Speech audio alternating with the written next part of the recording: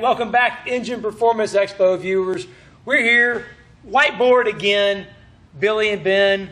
We did a Valvetrain talk last year, right? I think we did 3 questions with Billy and Ben, and we took like half an hour. Yeah, we were pitching you softballs. You remember that? I remember that teed up, right. Right, so this time we came back and we gave you a whiteboard, because I know you love a good whiteboard session. Yeah, it keeps me where I'm not going to Ricky Bobby. Yeah. Don't know my hands. Right. So.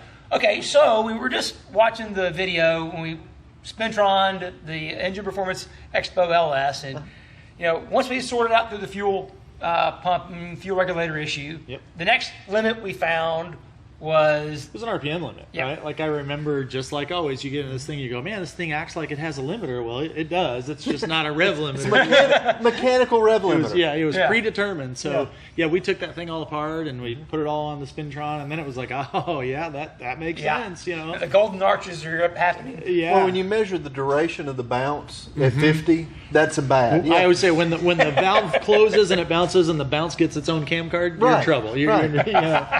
So we set about trying to fix that, and so part of it is identifying what is happening. That's putting it on the Spintron, measuring it, and then part of it is, well, what do we do about it? You know, and so we messed around for a while. But what are some of the more common reasons for the bounce and ways to fix it, Billy? Well, I mean, one of the things you have, it's almost like, when we were in school, they used to take tuning forks and show how if you have 2 tuning forks that are the same frequency, you hit one and you put it up next to the other one, it'll excite the other tuning fork.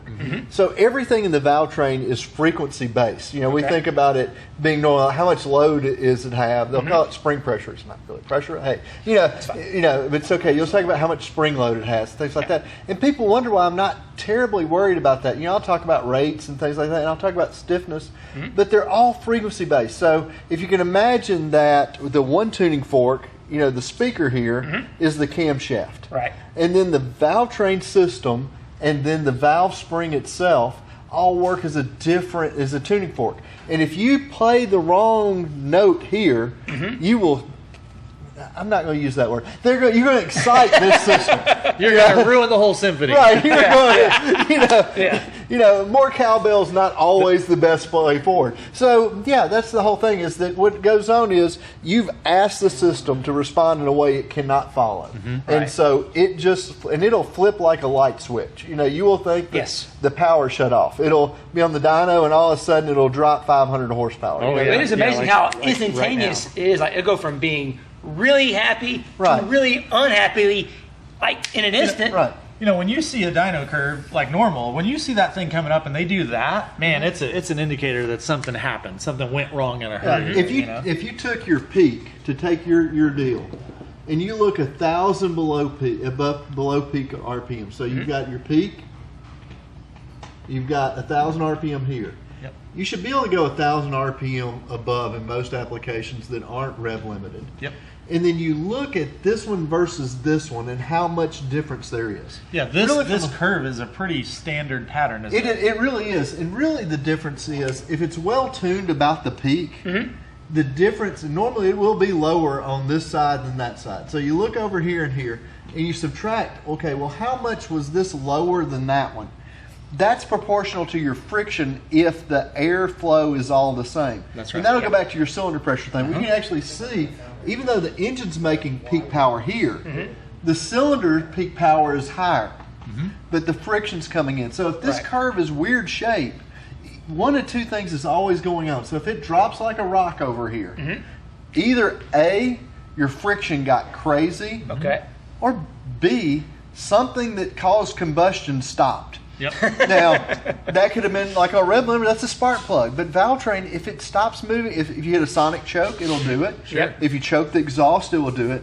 But the valve stops opening and closing, or it closes multiple times, it will just shut this thing off. I think George Bryce likes to say it's hard to make power when the valves are open. And if that valve is back open again, you're going to struggle to make power. You've got to catch it. The first thing you were talking about, volumetric efficiency, that's how much air you move. That's right. But then you start looking at, well, how much of it did I actually catch? What did I actually use? Right, and that's one of the things, like you look at the, like your Plex system, I bet it shows how much mass is captured in the cylinder.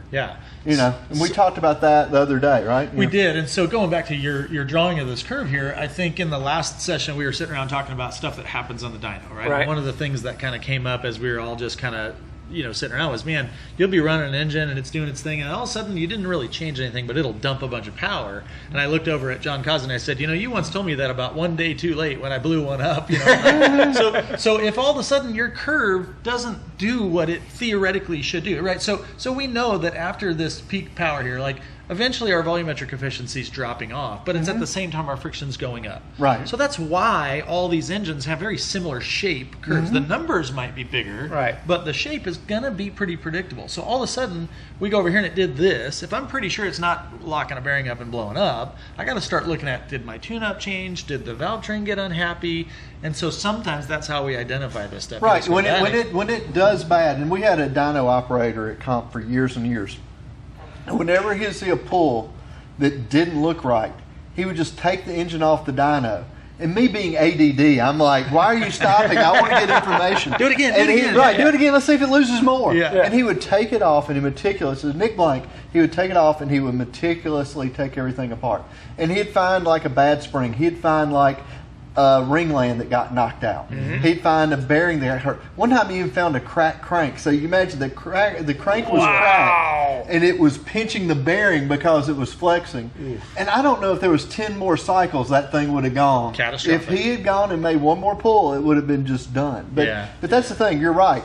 Something happened if it lost power. That wasn't accidental. That wasn't, if that curve shape changes. And so on our EPE engine, that's exactly what happened. Like we'd been running the thing, we were going 7,000, 7,500, whatever, and so, but you could see because of the boost, so we did it naturally aspirated and it had a curve. Then we added this Pro Charger with boost, and it's like, man, the higher you go in RPM, the more the thing just keeps going. Yeah, the compressor map looks great. Yeah, so you're like, well, let's just do more RPM. Well, all of a sudden we ran into this brick wall of like, it don't matter what you got for boost, this thing just dumps over.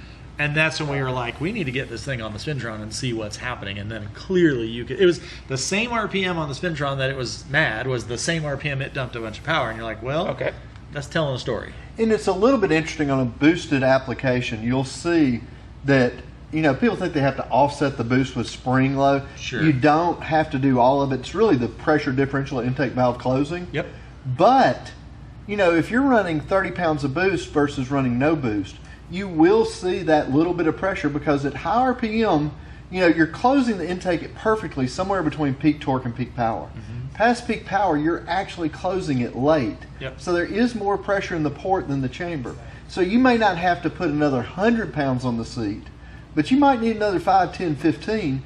Or at the same RPM, that thing, say it went off at 7,000 without boost, it might start turning off at 6,800 with boost. Yeah, so some of that's a variable depending on your ports, your inlet system and your cam timing and all that. But I want to make sure we clarify that statement because that is a big point of conversation in the industry. So when we think about, the cylinder, I guess I'll draw, we're at bottom dead center and our piston's in there, right? So our, and that valve is still open at bottom dead center. So so we're often having conversations about how much lift do I have at bottom dead center. Right. Everybody talks about how much lift I have at top dead center, but not everybody's focused on what's going on down there. And, TDC lift's important because you try to violate the space-time continuum. That's right. There's a piston there, there's a valve there. They can't be at the same side. So every engine builder knows that. But that BDC lift, like you said, is probably equally as important as the TDC lift. Yeah, and here's why. So we got our piston down here at bottom dead center. Now, there's no mechanical motivation. We're not changing the cylinder volume anymore to create a difference in pressure and draw that air in and convince it to come in.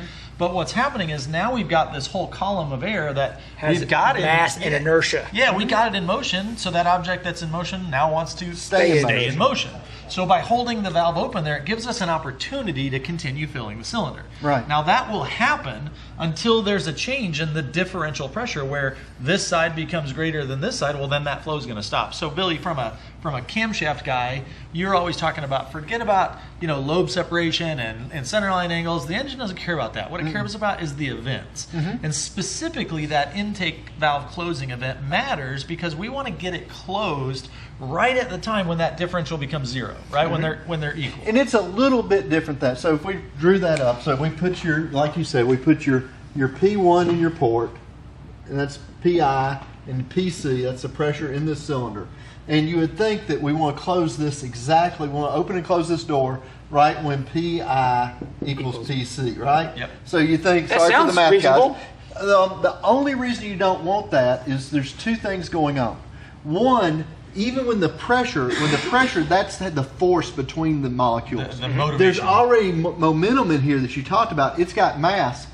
When you have P1 equal P2, it's just in free flow. Whatever velocity it's at, it will stay at that velocity of P1 equal P2. So you got a little more time. You close it too early if you did that. Actually, the P cylinder needs to be greater than P1 to stop by the enough flow. to actually stop the momentum. Now you go, hey, okay, well, I'm just going to have a radar gun. I'm going to put my little Barney Fife over here. He's going to have his radar gun. He's going to be looking in here and going, how fast are you going? Yeah. And when velocity hits zero, stops. we close the thing. That's right. Yeah. Now you think, hey, that's right. Almost. And it feels like there's a little more to the story, because while this valve is like, because of your rod to stroke ratio, we think that the piston's coming up and down sinusoidally. But the shorter your rod, longer the stroke. If you look in here, you have a degree when you turn it, it looks like something broke, right? Mm-hmm. You're turning the motor and you look at it, it moves away from top dead center quickly, then it gets to bottom dead center, it just stops. Really slowly. And that's because of this rod to stroke ratio over here. You've got your rod and you've got your stroke, and it's sitting here at this bottom, so the center of the pivot's up here. It's got the stroke down here, and it's down here, and it's turning. They both, this length and this length, kind of sit there, and at the bottom, it just sort of sits there and dwells at the bottom. Yep. So because of that, that's when you're getting so much filling. You've got all this going on here. The more I can keep this door open right here at bottom dead center, the more I can not block the port at bottom dead center, the easier it's to fill while it's on camping out down here. Yeah. While we're relying on this differential pressure, right? Right. So if I waited till this velocity stopped here and did it, I probably had my door closed more here. What you really want isn't the last air molecule in. It's however many air molecules you burp out this way after PC was greater than P1 and the velocity goes to zero. How many more could I get by having the door open a little bit earlier? Yeah. And so it's really thinking about think of this valve as a door. Yep. How wide can I have the door open when it's filling at BDC? But to go all the way back to the reason we started this conversation, if you think about that in that context now, whether we argue over the little bit of, it's still not at BDC. That's right. The question is it when PC goes greater than P1, Wherever or that when the port velocity, does it hit zero? Right. But in either of these cases, our valve spring doesn't know what's happening there. It doesn't know that you have boost, right? That just takes P1 and PC, both elevates them. Right. So I don't necessarily go, I got 30 pounds of boost, so I need 30 pounds more valve spring. No, I did it one time on a tractor, and so I was messing around with this guy who had a tractor, and he had it was way bigger than a Coke can, right? Mm-hmm. And I'm looking at that valve, and I'm like, well, how much boost do you run? And he's like, about 160 pounds. And me being a math guy, I go, well, power squared. Well, you need about a 900 pound on the seat valve spring. And he goes, well, I've got about 52. And I'm like, and this thing runs? Yeah, it runs just fine. And you're just like going, well, hold on. And that's when you start realizing that if you close the intake when there's more pressure in the port, then there's a cylinder, you're just trying to restrict power. That's right. You're slamming the door on air and fuel molecules that want to get in here and burn, create pressure, and move the vehicle. So when we look at combustion pressure, it actually tells you, it guides you. Your job would be so much easier if everybody that called you to help them pick a cam could tell you what was happening in the cylinder. Absolutely. Right? You would know exactly when you want to get that valve open and closed, and unfortunately that's not that easy to do. So we rely on some of this data here. What does the curve look like? I think that's a really interesting piece. I'm not sure how many people would know to say, okay, what's my peak power RPM? Right. Go 1,000 RPM short of that. Right. What's that number? I should be the same number, 1,000 RPM on the other side. Minus the friction. So I tell everybody the 10% rule. Right, exactly. I was going to say 500 horsepower motor. If this one's 50 less, you have probably got something goofy going on. Yeah. So I say, take wherever peak torque was, and then where peak power is. That distance is going to be pretty predictable. The distance after peak power, how much it falls off, is pretty predictable. We have really good trends to to measure, templates to measure the engine's performance. And if I come to you with that, you can really help go, all right, here's what you need to be doing. Right, camshaft. and especially if somebody could change lash or yeah. move the cam around. Like on a pro stock motor, you talk about degree in a cam. Yep. They put the cam where it fits. Yeah. You don't. Right. You don't move it. If you move it 4 degrees forward, the intake valve hits. It'll crash. If you move 4 degrees later, the exhaust valve head gets knocked off and it kills the engine. Yep. It goes where it goes. But in a lot of engines, you can go in and you could.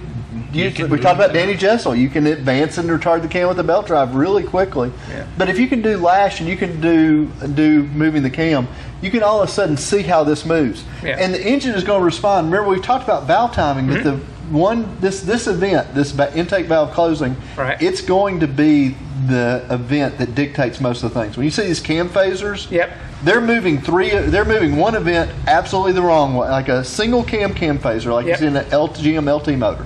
It moves exhaust opening the wrong direction. Okay. Just so you can get the intake to go where you want. Because the intake's so important that the overlap triangle is moved sort of the wrong way, but not terribly bad. But it's moved the wrong way a little bit. But you're not disturbing the one that's the most important. The exhaust valves move absolutely the wrong way, but the intake is what you're chasing. So when you look about phasers, they're chasing that intake valve closing. Yeah, and so ultimately the shape of what you get for a curve here really depends on getting this right. Absolutely. Yeah. And then if you change this port length, you change this port geometry, you're changing velocity, you're changing when these pressures time equal. and distance. Right. So. Well, of course, the key thing is you want that to happen when you decide it to happen. And if you don't have good Valvetrain system stiffness, it may not be giving you the timing that you're thinking of. Well, here's one for you. Like, you used to run that flight school, and you have people come in. One of my buddies, Thomas Griffin, one of my best friends, he lands a plane. And, he's getting his pilot's license, and the instructor looks over and goes, which one of those do you want to call the landing? Yep. I think you could do a lot of work trying to tell somebody what camshaft to put in, but if they got a Valvetrain that lets it go all over the place and doesn't follow that. Well, if it does this little thing where it goes up, down, up, down, up, down, up, like which one of these IVCs is IVC? It's not IVC, it's IVCs. Plural. We need to have one of those. So obviously one of the pieces of the puzzles is making sure your Valvetrain is stiff. And in the next video, we're going to walk through a little bit of how to very inexpensively and quickly measure total Valvetrain system stiffness. Right, yeah, you did. You basically walk through the process of how to quickly, easily measure Valvetrain system stiffness. That's hard to say, by the way. Yeah, let's go check it out. What a day, what a day, what a day. My brain is swollen. I've learned so much today. They told us, don't start cars. We are not going to listen.